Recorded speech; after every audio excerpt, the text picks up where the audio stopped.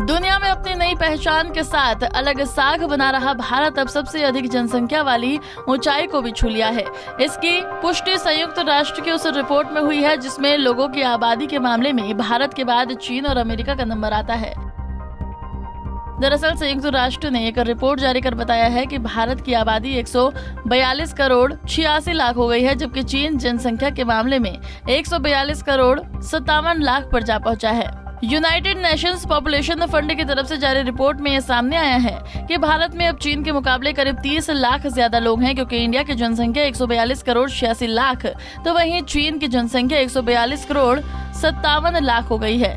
इन आंकड़ों पर मुहर लगाते हुए UNFPA ने बताया है कि एक साल में भारत की जनसंख्या 1.56% बढ़ी है। जनसंख्या को लेकर UN ने पिछले साल के जुलाई में ही एक रिपोर्ट जारी कर ऐसा अनुमान लगाया था कि 2023 में चीन को भारत पछाड़ सकता है। इस दौरान UN की रिपोर्ट में ऐसा कहा गया है कि नवंबर 2022 के मध्य तक दुनिया की आबादी 8 मिलियन और 2030 तक 8.5 मिलियन के होते हुए 2080 तक 10.5 मिलियन तक हो जाएगी। UN द्वारा जारी हालिया रिपोर्ट में हम नजर डालें तो UNFPA के state of world population report में ये साफ किया गया है कि भारत और चीन के बाद अमेरिका 34 करोड़ की आबादी के साथ तीसरे नंबर पर है। जनसंख्या विशेषज्ञों ने संयुक्त राष्ट्र के पिछले आंकड़ों का उपयोग करते हुए ऐसा अनुमान लगाया था कि भारत इस महीने चीन को पीछे छोड़ देगा। हालांकि इस बदलाव में कितना समय लगेगा इसको लेकर पुष्टि नहीं की गई है, लेकिन 19 अप्रैल को दोपहर तक संयुक्त राष्ट्र ने इस रिपोर्ट में मुहर लगाते हुए बताया कि भारत अब दुनिया का सबसे ज्यादा आबादी वाला देश बन गया है। आज इंडिया भले ही दुनिया के सबसे जनसंख्या वाला देश बन गया हो, लेकिन इस पर UNFPA इंडिया के प्रतिनिधि इंड्रिया वोजनार का कहना है कि भारतीय सर्वेक्षण के निष्कर्ष बताते हैं कि लगातार बढ़ रही जनसंख्या का असर आम लोगों पर पड़ रहा है। इसके अलावा चीन को दूसरे नंबर पर आने की वजह उसकी लगातार घट रही जनसंख्या बताई जा रही है।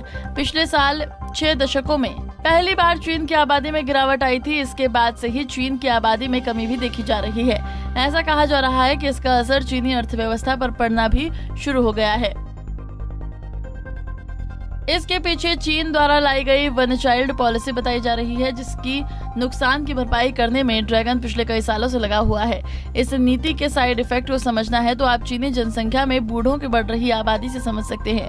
पोर्टल प्लस के अनुसार इस देश में जन्म दर में भारी गिरावट के साथ बुजुर्गों की आबादी में वृद्धि देखी जा रही है। चीन की घटती जन्म दर से हालात ऐसे हो गए हैं कि यहाँ के कई कॉलेजों में जाओ और रोमांस करो जैसे स्कीम चलाई जा रही है। इस योजना के तहत कॉलेज में पढ़ रहे छात्र छात्राओं को एक हफ्ते की छुट्टी पर भेजकर इश्क करने का मौका सौंपा गया है, जिसके पीछे चीनी विशेषज्ञों द्वारा घटती जन्म दर और बूढ़ी आबादी से छुटकारा पाना बताया जा रहा है।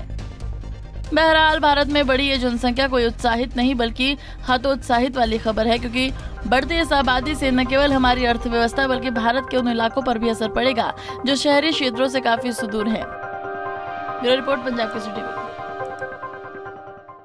हमसे जुड़े रहने के लिए हमारे YouTube चैनल को सब्सक्राइब करें और नई वीडियो की नोटिफिकेशन के लिए बेल आइकॉन को दबाएं।